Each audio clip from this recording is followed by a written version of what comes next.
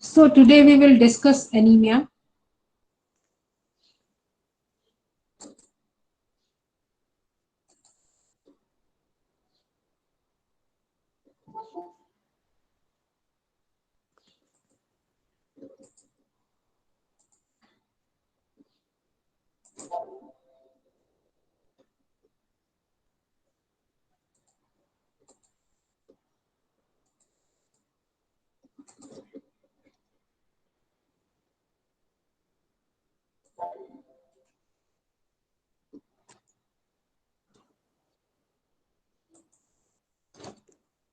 Anemia is a basically decreased amount of hemoglobin in blood.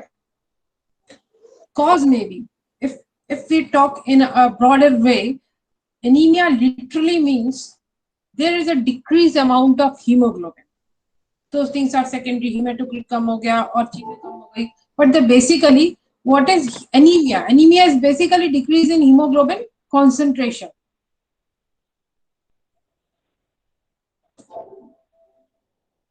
The causes may be either the loss of blood, excessive destruction of mature red cells, impaired red cell production.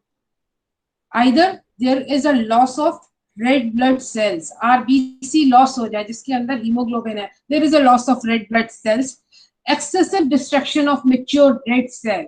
The average lifespan of the red blood cells is a 120 days. और उससे जल्दी जल्दी destroy होने लगे. Excessive destruction of mature red cells also lead to anemia, impaired red cell production. Morphological classification based on the morphology of the red blood cells. Macrocytic anemia, normocytic anemia, microcytic anemia.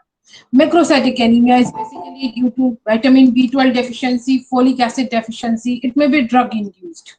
And the causes behind the vitamin B12 deficiency and folic acid deficiency is the malabsorption or a nutritional deficiency, or because of intrinsic factor, lack of intrinsic factor, which helps in the absorption of vitamin B12 and the folic acid. Normocytic anemia is because of recent blood loss or acute blood loss in some condition like road traffic accidents, or in other like rupture of aneurysm or a rupture of ulcers, is causes recent or the acute blood loss. And increase or either increase plasma volume. Comparatively, if there is an increase in a plasma level in comparison to the red blood cells, this will also lead to the anemia.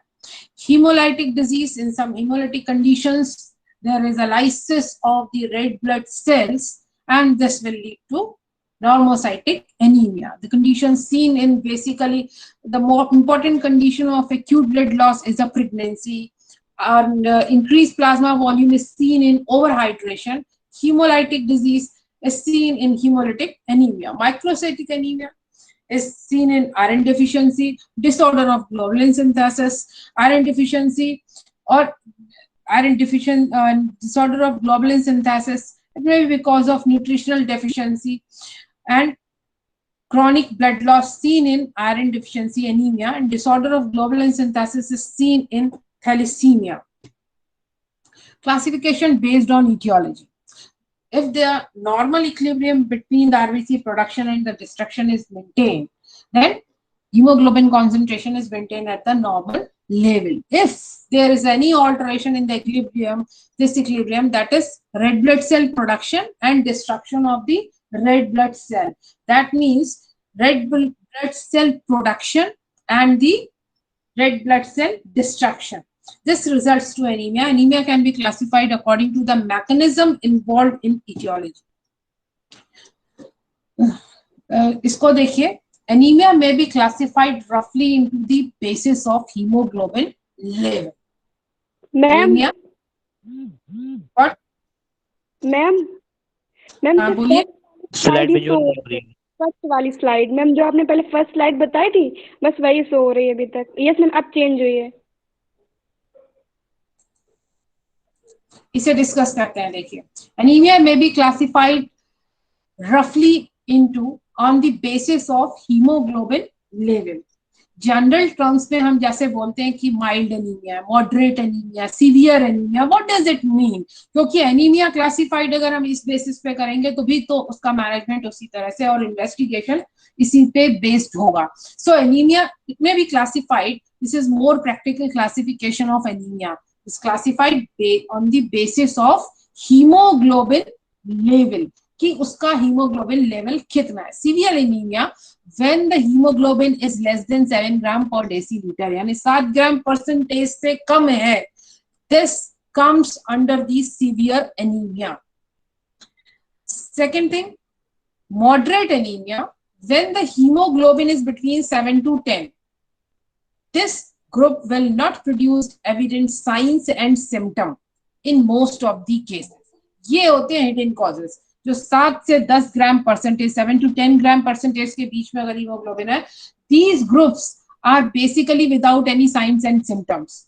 So anemia is undiagnosed. Normal condition में anemia undiagnosed. कोई बीमारी हुई, उसे कोई problem हुई और उस समय उसको एक्सीडेंटली इन्वेस्टिगेशन में पता चला अरे इसका तो हीमोग्लोबिन कम है, because that hemoglobin concentration is between the 7 to 10 gram per deciliter or 7 to 10 gram percentage, this will not produce any significant signs and symptoms in most of the cases. So based on the RBC morphology, like anemia is classified as a normochromic normocytic anemia.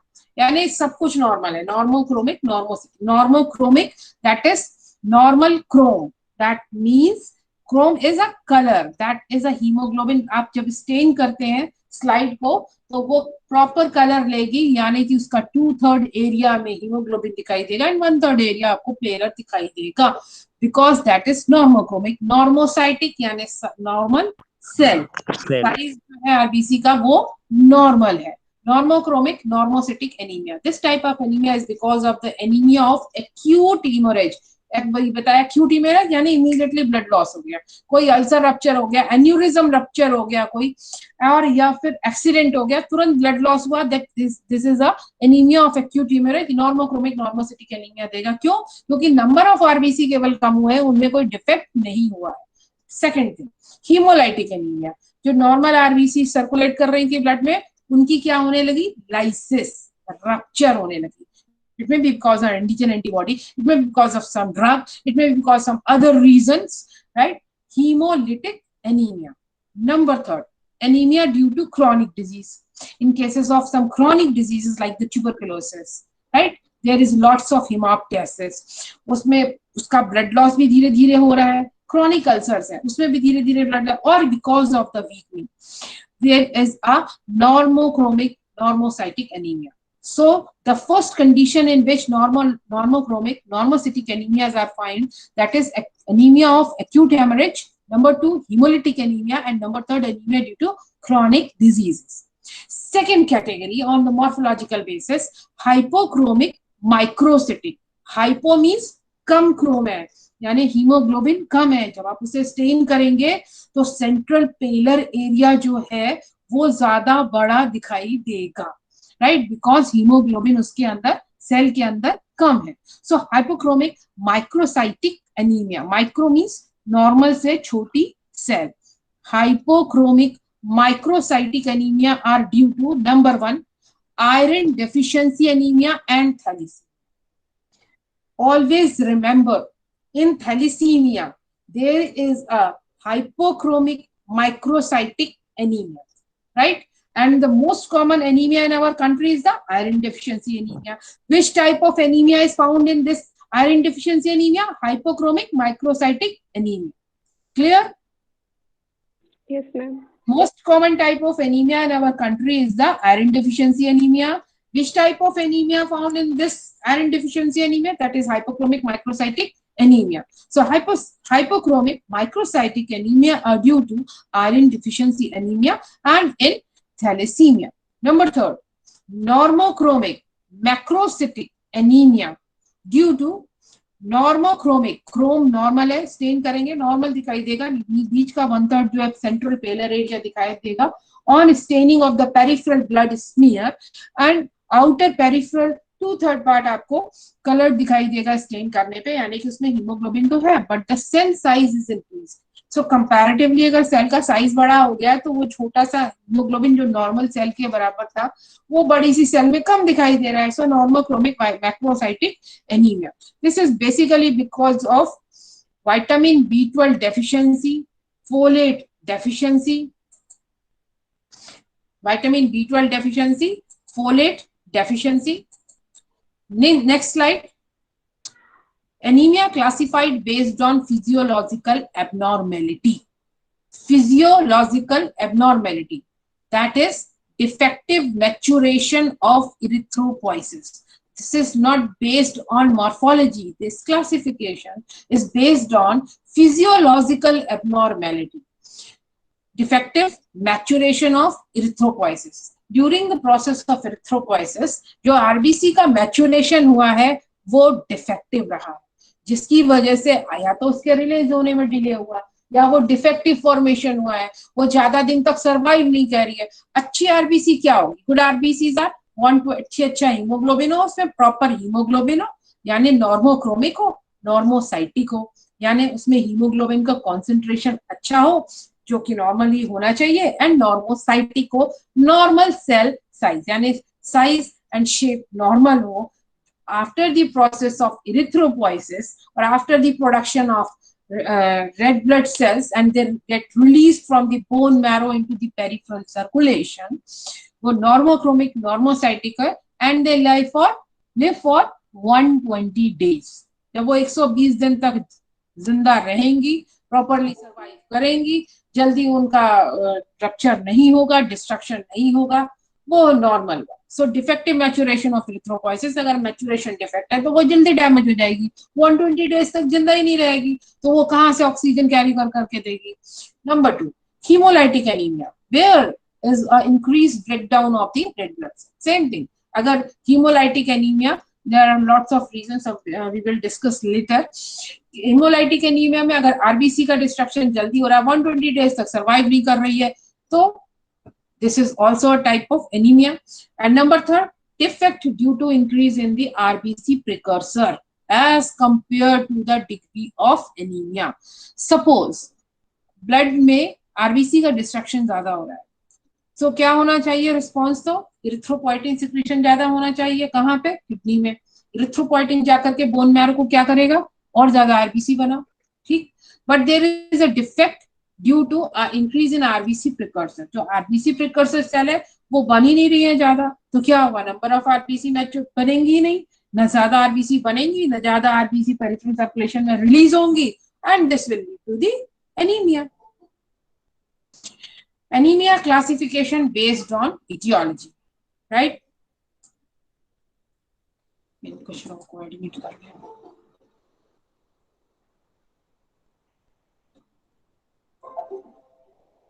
Anemia classification based on etiology. Increased RBC destruction due to intra or extra red blood cell defect. This is a clear-cut definition for the etiological classification or etiological, right? Number 1, increased RBC destruction due to intra or extra red cell defects. Intracellular defects भी हो सकते हैं और extra भी हो सकते हैं, external factors भी हो सकते हैं जो आरबीसी में डिफेक्ट है. Number 2, increase blood loss which may be acute or chronic. Defective RBC formation due to lack of factors necessary for erythropoiesis. यानी erythropoiesis, that means production is defective.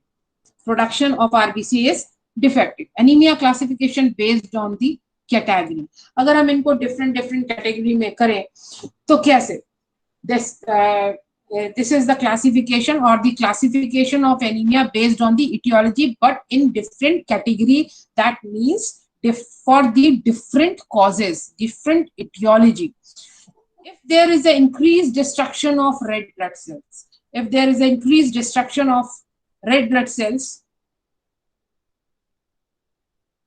if there is an increased destruction of red blood cells, the causes may be क्या हो सकते हैं? hemolytic anemia, immune hemolytic anemia. hemolytic anemia एक तो हो गया non immune, पता नहीं क्यों आरबीसी का डिस्ट्रक्शन हो रहा है, right? Immune hemolytic anemia, that is there are some antigen antibody reaction and because of that RBCs gets ruptured, right? Anemia due to blood loss, that is seen in hemorrhage. Nutritional deficiencies like folate or vitamin B12 deficiency. Toxicity, it may be because of drugs. Some infections that causes the type of anemia. The most common infection is the parasitic and protozoan infection, that is Plasmodium. Infiltration of bone marrow by any cancer cells, so there is a decreased production. Hereditary or acquired defect in RBCs, शुरू से ही उसकी globulin chain जो है defective है. Hemopoietic stem cell arrest, or there is a damage of the precursor cell, that is known as hemopoietic stem cell. Idiopathic और unknown cause की वजह से डिप्रेशन हो रखा है बोन मैरो का, पता नहीं क्यों, there may be some unknown reason. Anemia classification based on RBC indices, that's why I told you कि आपको RBC indices पढ़ के रखनी है. अगर आपने रिवाइज किया तो अच्छा, आपको समझने में आसानी रहेगी. Anemia classification based on RBC indices or erythrocytic indices. Those are MCV, MCH, MCHC. In normocytic anemia, in normocytic anemia यानी सेल का साइज नॉर्मल है. Normocytic anaemia MCV is 80 to 100 femtoliter. MCH is 32 to 36%, right? Macrocytic anaemia mean corpuscular volume तो बहुत बढ़ जाएगी, more than 100 femtoliter, बड़ी सी cell है, right, more than 100 femtoliter. Microcytic hypochromic, cell का साइज छोटा है और हीमोग्लोबिन भी कम है, hypochromic. MCV is less than 80 femtoliter and MCHC is less than 32%. Mean corpuscular haemoglobin concentration, छोटी सेल हो गई है तो अगर मीन निकालेंगे, मीन कार्पस्कुलर हीमोग्लोबिन कॉन्सेंट्रेशन वो भी कम आएगी, less than 32%. There is this chart shows a type of anemia and MCV value and MCHC percentage. Type of anemia. The type of anemia, if the type of anemia is a normocytic, normochromic. If the type of anemia is normocytic, normochromic, then MCV value is between 80 to 100. This normocytic, normochromic, mean corpuscular volume 80 to 100 femtoliter होगा क्योंकि cell का size normal है, corpuscular volume normal है.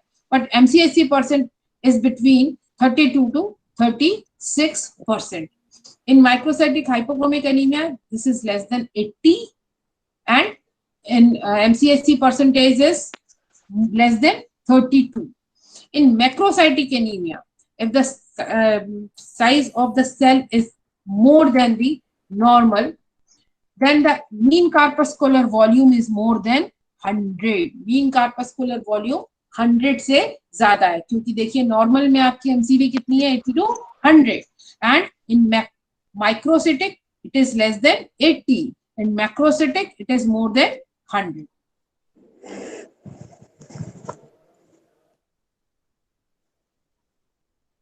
The next slide. This is the differentiating points of various anemia. Differentiating points of various anemia. Previously, we have already discussed that characteristic findings are the MCV, erythrocytic indices, MCV, MCH, MCHC. Then microcytic hypochromic anemia, normocytic, normochromic anemia, and in macrocytic anemia. One thing we already know that that mean corpuscular volume normally कितना है, 80 to 100 समझ लीजिए. 80 to बहुत correct में जाएंगे तो 80 to 95 femtoliter normal माना जाता है.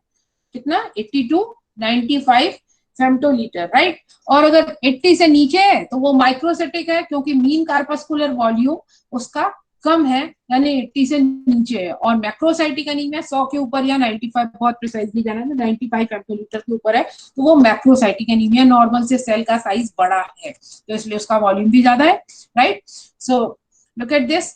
MCV in microcytic less than 80, normal है तो 80 to 95, and in macrocytic more than 95.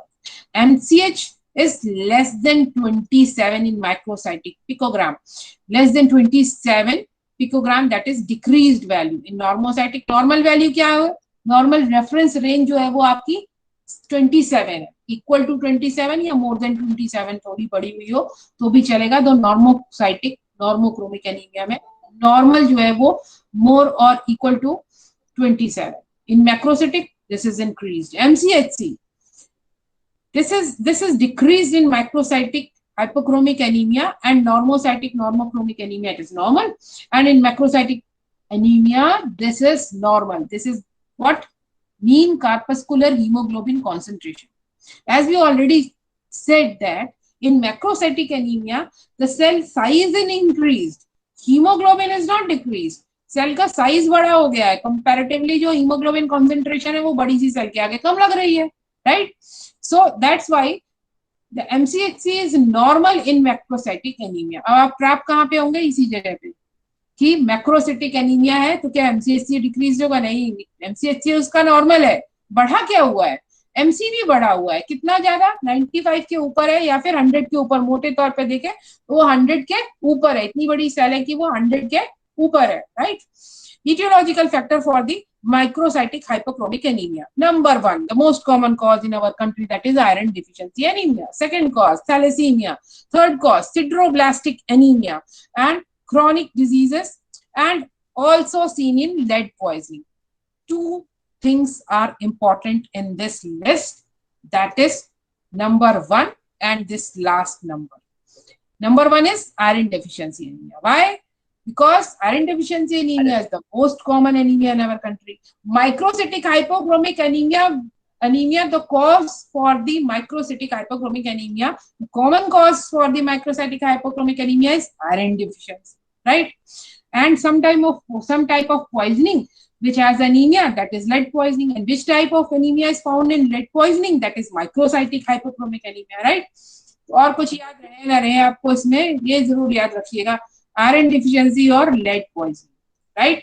Microcytic hypochromic anaemia, छोटी सेल और कम हीमोग्लोबिन, माइक्रोसाइटिक हाइपोक्रोमिक, कलर कम और सेल साइज छोटा, microcytic hypochromic anaemia seen in iron deficiency anaemia, thalassaemia, sideroblastic anaemia, chronic disease, lead poisoning. Normocytic normochromic anemia seen in hemolytic anemia.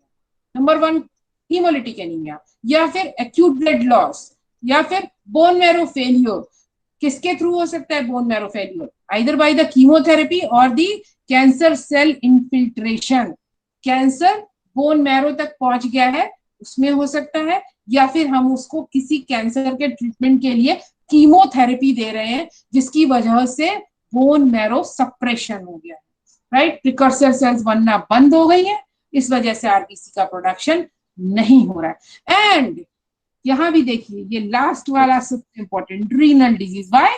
Because the erythropoietin is produced in the kidney. कहां पे होती है? Kidney में आपके क्या produce होता है? Hormone, erythropoietin. ये कहाँ जाएगा? जाकर के बोन मैरो को बोलेगा ज्यादा ज्यादा आरबीसी बनाओ, राइट? तो द रीनल डिजीज, राइट?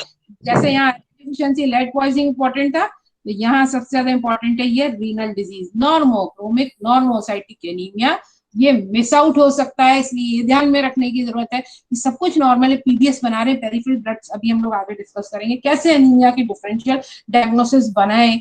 तो उसमें हम देख रहे हैं कि स्लाइड बनाई, पीबीएस बनाई, सब कुछ नॉर्मल है स्मीयर में, सेल्स भी नॉर्मल है, नॉर्मोक्रोमिक नॉर्मोसाइटिक है, फिर भी उसका 7 से कम आ रहा है. क्या 7 से कम है क्या हीमोग्लोबिन परसेंटेज? अब क्या फाइंड आउट करें? ना तो उसमें हेमोलिटिक एनीमिया आ रहा है, कोई एंटीजन एंटीबॉडी भी रिएक्शन नहीं दिख रहा है, ना ही कोई हिस्ट्री है उसकी ब्लड लॉस की, ना ही उसका बोन मैरो फेलियर की कोई हिस्ट्री है. जैसे हिस्ट्री में क्या लेंगे? कीमोथेरेपी तो नहीं चल रही है, कैंसर तो नहीं है, ये भी रूल आउट हो गया. अब कहाँ पे जाएगा ध्यान जाना चाहिए, चलो किडनी टेस्ट कराते हैं, किडनी फंक्शन टेस्ट कराते हैं. क्या देखने के लिए? कि कोई टाइप की रीनल डिजीज तो नहीं है जिसकी वजह से एरिथ्रोपोइटिन नहीं बनता और बोन मैरो सप्रेशन हो रखा है, बोन मैरो एक्टिवेट नहीं हो रहा है, इस वजह से हीमोपोइटिक प्रिकर्सर सेल बन नहीं रही है, इसलिए आरबीसी बन नहीं, राइट? नेक्स्ट कैटेगरी देखिए, macrocytic anaemia. The causes or etiological factor for the macrocytic anemia very common: vitamin B12 deficiency, folic acid deficiency, aplastic anemia. अंदर सेल्स जो है वो काम ही नहीं कर रही है, उसकी फाइब्रस हो गया है bone marrow. Aplastic anaemia, cellularity खत्म हो गई है उसकी. Non megaloblastic anaemia due to non megaloblastic anaemia, there are some other causes, those are known as, one is the in macrocytic anemia, one is the megaloblastic anemia, another one is non-megaloblastic anemia.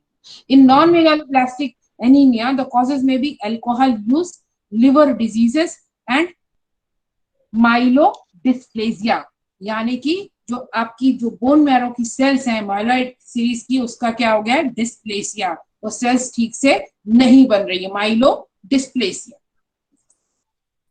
Laboratory criteria for the diagnosis है anaemia, जो previous हमने इतने सारे aetiological factor discuss किए हैं वो अब हमारे पास काम में आएंगे। क्या काम आएंगे? Laboratory criteria for the diagnosis of anaemia. हम लैब में कैसे डायग्नोसिस बनाएंगे? जब डायग्नोसिस नहीं बनाएंगे तो हम उसका ट्रीटमेंट नहीं कर सकते हैं। अगर इटियोलॉजिकल ट्रीटमेंट करने हैं, उसकी इटियोलॉजी के ट्रीटमेंट करने हैं, तो हमें पता होना चाहिए ना कि this type of anaemia is present in this patient. Laboratory criteria number 1, hemoglobin when it is less than 12 to 13 gram deciliter, right, or 12 to 13 gram percentage. Hematocrit when it is less than 36 to 41%. Reticulocyte count was normal 0.5 to 1.5%. MCV is a better choice to classify the anemia and their differentiation. This is useful for the screening of occult alcoholism. हो सकता है इसकी वजह से भी, alcoholism की वजह से लिवर फंक्शन नॉर्मल नहीं है, जिसकी वजह से उसको एनीमिया हो रहा है। तो हमने क्या बेसिस बनाया है, हमने लोगों ने बेसिस बनाया basically MCV, mean corpuscular volume, यानी हम सेल के साइज से डिसाइड करेंगे कि एनीमिया को कि कैसे डिफरेंशियल डायग्नोसिस की जाए, right. So number 1, if the MCV is high, अगर एमसीवी हाई है तो हम क्या टेस्ट करके पता लगाएं किस टाइप का एनीमिया है? Suppose mean corpuscular volume is high, then क्या होगी हमारी next investigation? Reticulocyte count, vitamin B12, folate level. Reticulocyte count, vitamin B12, folate level. Reticulocyte count क्यों कराया? क्योंकि अगर हम रेटिकुलोसाइट काउंट कराएंगे तो हमें ये पता चल जाएगा कि आरबीसी प्रोडक्शन जल्दी जल्दी हो रहा है कि नहीं हो रहा है। Reticulocytes are immature red blood cells और nucleated immature red blood cells जो कि पेरिफेरल सर्कुलेशन में आ गई है। अगर ये है mean corpuscular volume, that means हर सेल क्या है, एमसीवी बड़ा है तो क्या है, माइक्रोसाइट हुआ है। फिर देखिए प्रीवियस चार्ट में जाइए, क्या है इसमें, देखिए एमसीवी कहाँ कहाँ बड़ा है, यहाँ बड़ा है। ये स्लाइड दिख रही है सबको? एमसीवी कहाँ बढ़ा हुआ दिख रहा है आपको? मैक्रोसाइटिक एनीमिया में, मैक्रोसाइटिक एनीमिया, मैक्रोसाइटिक एनीमिया। देखिए आप इस चार्ट को देखिए तो आपके लास्ट में मोर देन 95 फेम्टोलीटर किसमें लिखा है? मैक्रोसाइटिक एनीमिया में। मैक्रोसाइटिक इस पे जानते हैं, ठीक है। तो एमसीवी हाई है तो हम क्या सस्पेक्ट कर रहे हैं? इस कैटेगरी का कोई एनीमिया सस्पेक्ट कर रहे हैं ना। एप्लास्टिक अगर एनीमिया एमसीवी वैल्यू आपकी बढ़ी हुई है, इसमें तो नॉर्मल है, इसमें डिक्रीज है, तो बढ़ी हुई है, तो हमने एमसीवी के बेसिस पे, मीन कार्पस्कुलर वॉल्यूम के बेसिस पे एनीमिया को क्लासिफाइड करना शुरू किया for the differential diagnosis to find out the underline cause of the anaemia. So what we have to do, हमने देखा एमसीवी बढ़ा हुआ है, if the MCV is increased तो हमने क्या कराया टेस्टिंग में कराया हमने रेटिकुलोसाइट काउंट, ये देखने के लिए कि क्या इमेच्योर आरबीसी पेरिफेरल सर्कुलेशन में है। विटामिन B12 कराया, फोलेट लेवल कराया। फिर अगेन देखिए aetiological factor for the macrocytic anaemia, vitamin B12 deficiency वो हम करा रहे हैं, folic acid deficiency, vitamin B12 कम आएगा वो भी करा के देख लेंगे। एप्लास्टिक एनीमिया रूल आउट कर रहे हैं, क्या करके? रेटिकुलोसाइट काउंट करके। अगर एप्लास्टिक एनीमिया कॉज होगा मैक्रोसाइटिक एनीमिया का, तो रेटिकुलोसाइट काउंट बढ़ा हुआ नहीं होगा, बिकॉज इन नॉर्मली अगर कोई एनीमिक कंडीशन है तो उसकी किडनी अगर नॉर्मल फंक्शन कर रही है तो उसको एरिथ्रोपोइटिन का सिक्रीशन होगा, क्योंकि आरबीसी नंबर कम हो रहा है। वो कहाँ जाएगा? बोन मैरो में जाएगा। बोन मैरो क्या करेगा? ज्यादा आरबीसी प्रोडक्शन करेगा, ज्यादा आरबीसी प्रोडक्शन करेगा तो क्या होगा? More there may be chance of more number of reticulocytes in the peripheral blood circulation. कभी भी कोई चीज ज्यादा होगी तो वो न्यूक्लिएटेड आरबीसी जो है वो पेरिफेरल सर्कुलेशन में दिखाई देनी चाहिए। अगर वो दिखाई दे रही है तो ये भी रूल आउट हो गया, क्या एप्लास्टिक एनीमिया तो है ही नहीं उसको, क्यों? क्योंकि रेटिकुलोसाइट तो दिखाई दे रही है। देन क्या हम देख सकते हैं? फोलेट लेवल देख सकते हैं, फोलेट लेवल देख सकते हैं हम उसको आगे कि नॉन मेगालोब्लास्टिक एनीमिया कैटेगरी में तो नहीं जा रहा है। सेकेंड थिंग, अगर एमसीवी लो है अगर एमसीवी लो है, अगेन चार्ट पे जाते हैं, एमसीवी लो कहाँ पे है, एमसीवी लो है microcytic hypochromic anaemia. So the suspicion arises for the causes are the either the iron deficiency anemia, either the thalassemia, sideroblastic anemia, chronic diseases, and the lead poisoning. Again, if MCV is low, then advised what? Iron deficiency के लिए हम क्या कराएंगे? Serum iron करा लीजिए, TIBC करा लीजिए, total iron binding capacity, TIBC total iron binding capacity, serum iron total iron binding capacity. If the above two tests are low, अगर यहीं पे हमें पता चल गया कि सीरम आयरन भी कम है, टोटल आयरन बाइंडिंग कैपेसिटी भी कम है, then advise ferritin and the bone marrow examination. अगर ये दोनों हमारे नॉर्मल आते हैं तब हम कराएंगे serum ferritin and the bone marrow examination. If normal then advice electrophoresis. और ये सब भी नॉर्मल आ गया. चारों चीजें कौन कौन सी? Serum iron, total iron binding capacity, serum ferritin, bone marrow examination की सेलुलरिटी प्रॉपर मिल रही है हमें, तो भी हम तब हम क्या करेंगे? Electrophoresis. If the MCV is normal, अगर नॉर्मल है the causes, suspected causes are these. अगर एमसीवी नॉर्मल है कितना? 80 से 100, 95 याद नहीं रहता तो 100 याद रखिए मोटा मोटा. 80 से 100, 80 to 95 femtometer is the femtoliter is the normal value for the mean corpuscular volume. Thus, if the MCV is normal, then the suspected cause may be hemolytic anemias, acute blood loss, bone marrow failure, right, and the renal diseases. So, if the MCV is normal, then advise what? Serum iron, iron binding, total iron binding capacity, Holmes test, peripheral blood for the RBC morphology. हम उसकी RBC morphology study करेंगे क्या बना करके? peripheral blood smear. So, routine workup for the or the routine workout for the patient with the anemia needs what? अब हमें कैसे करना है? सपोज पेशेंट हमने देख लिया हीमोग्लोबिन परसेंटेज तो कम है, इसका 7 से भी कम है, अब हमें इन्वेस्टिगेट करना है. हम उठा के ये थोड़ी ना कर देंगे ट्रायल एंड एनालिसिस के लिए भैया आयरन खा ले, पहले आयरन से ठीक हो गया तो ठीक है, नहीं तो फिर विटामिन B12 फॉलिक एसिड भी दे देंगे. पता चला कॉज तो किडनी में है और हम दे रहे हैं उसे दवाएं और एनीमिया इंप्रूव भी नहीं हो रहा है, 7 से कम है, तो उसको तो बहुत सारे साइंस एंड सिम्टम आएंगे. अभी हम लोग डिस्कस करेंगे कि और सीवियर केसेस में कौन कौन से साइंस एंड सिम्टम्स है. So what should be the routine workup for the patient with the anaemia needs? Number 1, detail clinical history of the patient for diagnosis, physical examination, signs and symptoms with the following lab workup. अब हम lab में क्या क्या कर सकते हैं? एक तो क्लिनिकल हिस्ट्री तो लेने ही है. पता चला पहले ही केस हिस्ट्री लेते लेते पता चला हम तो 4-5 पटियाला पैक रात को पीते हैं ना, क्रॉनिक अल्कोहलिज्म का केस है, बात वही खत्म हो जाती है. डायग्नोसिस तो वैसे ही बन गई कि क्या करना है treatment, right. So detailed clinical history of the patient for the diagnosis, physical examination, science and symptoms with the following lab work. Lab work में हम क्या कर रहे हैं? सबसे पहले करेंगे हीमोग्लोबिन, राइट. हीमोग्लोबिन जो हमें बता देगा कि माइल्ड, मॉडरेट, सीवियर किस कैटेगरी का एनीमिया है. फिर क्या करेंगे? हिमेटोक्रिट, वही एमसीवी, एमसीएच, एमसीएचसी कैलकुलेट करना है आपको. ये कैलकुलेट करने के लिए आपको क्या होना पता चाहिए? रेड ब्लड सेल काउंट पता होना चाहिए. ब्लड इंडाइसेस सारी निकालेंगे. MCH has limited value in the differential diagnosis of the anemia. This is an instrumental calibration. हमने उसको MCH को हमने इसीलिए अभी जो प्रीवियसली ने डिस्कस किए हैं ये सारे हमने MCV बेस्ड डिस्कस किए क्योंकि MCH की वैल्यू थोड़ी कम है. And this is mentioned here, the MCH has a limited value in differential diagnosis of anaemia, but MCV has a very important value in the differential diagnosis of anaemia, क्योंकि उससे हम तुरंत बता देते हैं MCV से कि वो हम उसे माइक्रोसाइटिक कैटेगरी में रखेंगे कि नॉर्मोसाइटिक में रखेंगे कि मैक्रोसाइटिक में. And once this is decided कि हम उसे according to the basis of MCV value less than 80 तो माइक्रोसाइटिक में रख रहे हैं, 80 to 95 है नॉर्मोसाइटिक रख रहे हैं, मोर देन 95 है मैक्रोसाइटिक रख रहे हैं, तो हम एक प्रोबेबल कॉज को सोच सकते हैं कि ये इसके एटियोलॉजिकल फैक्टर है. माइक्रोसिटिक में ये वाले हैं, नॉर्मोसिटिक में हमारे पास ये फैक्टर्स हैं, मैक्रोसिटिक में ये वाले फैक्टर्स है. तो इससे हमें एक मोटा मोटा अंदाजा लग जाता है कि हमें किस डायरेक्शन में इन्वेस्टिगेशन ले जानी है to find out the underlying cause. Number 6, MCSC is also instrumental calibration and the changes occurs very late in iron deficiency anemia. One thing you should remember that the changes in the MCHC value which we have seen in this microcytic hypochromic anemia, look at this. MCSC MCHC is decreased in microcytic anemia, or we can say iron deficiency anemia, right?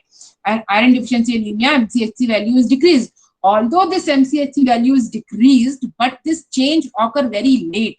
जब काफी time तक उसको iron deficiency anaemia और भी severe category में रहेगा, तब आप जाकर के ये MCHC वैल्यू चेंज होगी.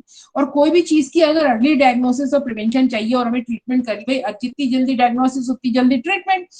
जल्दी डायग्नोसिस करके जल्दी ट्रीटमेंट करना है तो हम लेट फाइंडिंग पे तो डिपेंडेंट नहीं रह सकते हैं, हम अर्ली फाइंडिंग पे डिपेंडेंट रहेंगे. MCV बहुत जल्दी चेंज होगा, हम उस पे डिपेंडेंट रहेंगे, right? So MCHC is the instrumental calibration, and the changes occurs very late in the iron deficiency anemia when the anemia is very severe. Find it. When anemia is very severe, तब ये changes धीरे धीरे बाद में आते हैं.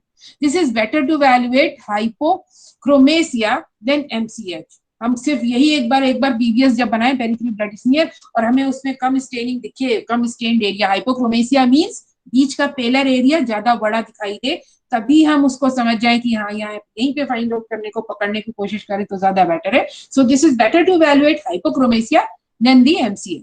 Red cell distribution with RDW जब आप लोग करते हैं उससे सेल काउंटर से, तो आपको RDW, आप लोगों ने, बहुत से लोगों ने कभी ना कभी ब्लड एग्जामिनेशन कराए होंगे, ग्राफ का चार्ट भी लग के आता है साथ में, ऊपर टैग रहता है, देखा होगा आपने. जब आपको लेबोरेटरी से रिपोर्ट मिलती है, कभी तो किसी की रिपोर्ट देखी होगी, नहीं देखी है तो जाइएगा इस बार देखिएगा. और अपनी भी लैब में जब निकलती है तो उसमें red cell distribution with RDW एक ग्राफ का चार्ट मिलता है हमेशा लैब रिपोर्ट में. किसी ने देखी है आज तक? एनीबॉडी? No ma'am. नहीं देखी है कभी? को रिपोर्ट नहीं देखी किसी की? मैम ब्लड रिपोर्ट देखिए पर मैम ग्राफ वाली नहीं देखी. रहता है, अलग से टैग रहता है उसी में, या उसी में बनी रहती है ग्राफ. चलो नेक्स्ट लेक्चर में हम लोग इसको और डिटेल में पढ़ेंगे फिर, ठीक है? Red cell distribution width helps to classify the anaemia with the help of MCV, क्योंकि उसमें MCV की वैल्यू होती है, इस वजह से हमको उससे हेल्प मिलती. कैसे? RDW is more sensitive to the differentiation of the microcytic anaemia than the macrocytic RBC causes. This has no value in the patient without anemia. और जिनमें एनीमिया नहीं है ना, उसमें इसको चार्ट को देखने की कोई जरूरत नहीं है, उसके अंदर कोई वैल्यू नहीं है इसकी. नेक्स्ट क्या कर सकते हैं हम? Serum iron. Serum iron normally 50 to 150 microgram per decilitre. Serum total iron helps in diagnosis of anemia. It differentiates between the hemochromatosis and hemosiderosis. It should be measured along with total iron binding capacity for the evaluation of iron deficiency. This also helps to evaluate the acute iron toxicity in the children. Number 9, total iron binding capacity TIBC, which is normally 250 to 450 microgram per deciliter. It helps in the differential diagnosis of anemia. It should be done along with the serum iron to evaluate the percentage of saturation for the diagnosis of iron deficiency anemia. Number 10, serum transferrin level is needed for the differential diagnosis of the anemia. And the percent transferrin saturation, normal percentage of the transferrin saturation is equal to 20% to 50%. ये normal है. Calculation of the percentage of transferrin saturation is equal to serum iron divided by total iron binding capacity into 100 is equal to transferrin saturation. Normally 33% is saturated. This is basically a calculated value, and this is used for the differential diagnosis of anemia. This helps in screening and screening of hereditary spherocytosis, one of the morphological defect of the red blood cell that is known as spherocytosis. The normal shape of the red blood cell is a biconcave disc. We have already discussed that the shape of red blood cell is biconcave disc. Suppose वो biconcave disc ना हो, वो गोल football की तरह हो, that shape is known as spherocyte, and this condition is known as spherocytosis. And the spherocytosis is when hereditary, then known as hereditary spherocytosis. Number 12, serum ferritin. The normal level is the 20 to 250 nanogram per deciliter. It correlates with the total body iron store. ये इसको हम serum ferritin को directly correlate कर सकते हैं किससे? Total body iron store. It differentiates iron deficiency और access. इससे हमें पता चल जाएगा कि आयरन डेफिशिएंसी एक्चुअली में है कि नहीं या फिर ज्यादा है। It correlates with the total body iron stores. It will predict and monitor iron deficiency. It will give an idea about iron deficiency anemia treatment effectiveness. It differentiates iron deficiency from chronic diseases. It monitors the iron status in the patient with chronic kidney diseases with or without dialysis. It is used to study the population's iron level and response to iron supplement. इसको हम बहुत सी studies में भी use करते हैं। अगर एक मास area में क्या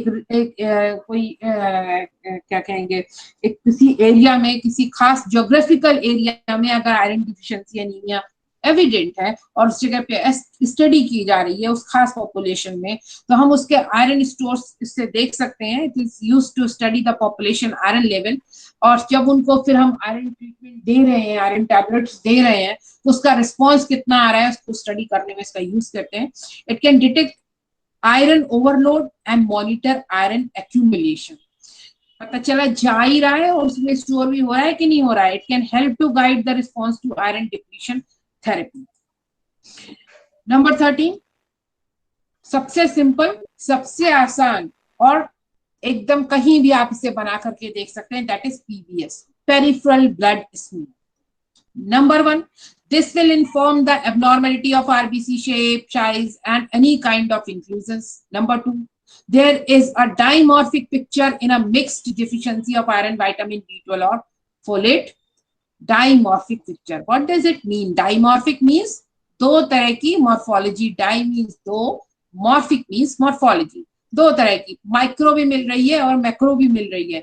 Dimorphic picture of mixed deficiency. If there is a deficiency of iron, in iron deficiency, macrocytic anemia, in vitamin B12 deficiency, macrocytic anemia, both the type are present in dimorphic picture, right? There is a dimorphic picture in a mixed deficiency of iron, vitamin B12 or folate, and there are macrocytic and macrocytic presentation. In this case, blood indices may be normal, क्योंकि दोनों तरह की है, दोनों एक दूसरे को balance कर दे रही है, और यहाँ पे आपकी जो indices हैं वो बिल्कुल नॉर्मोक्रोमिक नॉर्मोसाइटिक एनीमिया की तरह आएंगी। MCV, MCH, MCHC सब नॉर्मल आएंगी। और क्यों? क्योंकि डायमॉर्फिक पिक्चर है, दोनों तरह की है। और वहां पे हम क्या निकाल रहे हैं, जो इरिथ्रोपोइटिक इंडाइसेस होती हैं उनमें निकालते क्या है, मीन निकालते हैं। जब आप मीन वैल्यू निकाल रहे हैं तो एक छोटी एक बड़ी है, तो वो तो हो गया ना दोनों जोड़ करके नॉर्मल। इसलिए वो हो सकता है कि वो पूरी की पूरी MCV, MCH, MCHC value normal आए, but there is a presence of anemia, and this type of anemia, dimorphic picture. And always remember that in dimorphic picture of the mixed deficiency of iron and vitamin B12 folate deficiency, the erythropoietic indices MCD, MCH, MCHC may be normal. Also find the abnormal white cells. आपको इसमें, आप जब आपने slide बनाई है, आप इसमें study कर रहे हैं, तो आपका abnormal कोई WBC है वो भी आप देखेंगे, डिफरेंशियल ल्यूकोसाइट काउंट भी करेंगे आप, उसमें आपको पता चल जाएगा कि WBC का क्या हाल है। इससे आपको पता चल जाएगा किसी इन्फेक्शन की वजह से या क्रॉनिक इन्फेक्शन की वजह से तो एनीमिया नहीं हो रहा है। असेसमेंट ऑफ दी प्लेटलेट का भी असेसमेंट कर सकते हैं। It can find the blast cells like normoblast और द ग्रैनुलोसाइट ब्लास्ट सेल्स। ये भी हमें अगर किसी तरह की ब्लास्ट सेल्स प्रेजेंट है वो भी दिखाई देंगे। Number 14, reticulocyte count. शुरू में ही आया था ना कि हम लोग इस वाले एनीमिया में रेटिकुलोसाइट काउंट करेंगे। रेटिकुलोसाइट काउंट करेंगे तो हमें ये पता चल जाएगा कि नई आरबीसी बन रही है कि नहीं बन रही। So the reticulocyte count, number 1, the normal range is between 0.5 to 2.5%, and the absolute count is 25 to 125 into 10 to the power 9 per liter. And reticulocytes are raised in anemia because of the erythropoietin raised level, right? किसी भी तरह का anaemia है तो kidney को तो ये पता चल रहा है ना कि एनीमिया है, आरबीसी के नंबर कम हो गए हैं। उसका क्या काम है, एरिथ्रोपोइटिन सिक्रेट करना है। एरिथ्रोपोइटिन सिक्रेट हुआ कहाँ जाएगा, बोन मैरो हुआ। बोन मैरो क्या करेगा, more number of RBC production करेगा। So reticulocytes are raised in anaemia because of erythropoietin raised level. After the acute haemorrhage, erythropoietin level raises in 6 hours। Look at the value. अगर कोई acute haemorrhage हो रहा है, acute blood loss हो रहा है in any condition, erythropoietin level is increased in within 6 hours, 6 घंटे के अंदर ही erythropoietin level बढ़ जाएगा. Reticulocytes level increases in, or reticulocytes levels increases in 2 to 3 days, and the peak level reaches to the 6 to 10 days. यानी किसी को अगर femur का फ्रैक्चर हुआ है, most commonly in femur fracture road traffic accident में अगर फीमर का फ्रैक्चर हुआ है तो उसका 1.5 लीटर ब्लड तो गया. 1.5 लीटर ब्लड अगर उसका गया तो 6 घंटे में erythropoietin लेवल रेज हो जाएगा, and which ultimately raises the reticulocyte level increase in with in 2 to 3 days, और पीक पहुंचेगा 6 to 10 days. ऐसे पेशेंट का अगर 6 to 10 days में अगर आप रेटिकुलोसाइट काउंट करेंगे तो वो बहुत ही बढ़ा हुआ है. Reticulocytes will be raised until the hemoglobin becomes normal. कब तक रेटिकुलोसाइटोसिस मिल रही है उसमें? जब तक कि हीमोग्लोबिन उसका नॉर्मल नहीं हो जाएगा. More number of RBCs are produce, तो उसमें कुछ आरबीसीज, ज्यादातर आरबीसी जो कि न्यूक्लिएटेड आरबीसीज हैं, प्रीमेच्योर आरबीसीज है, वो पेरिफेरल सर्कुलेशन में आ रही है क्योंकि प्रोडक्शन जल्दी जल्दी हो रहा है, ज्यादा हो रहा है. कोई भी चीज ज्यादा जल्दी होगी तो कुछ मटेरियल तो डिफेक्टिव बाहर निकल ही आएगा.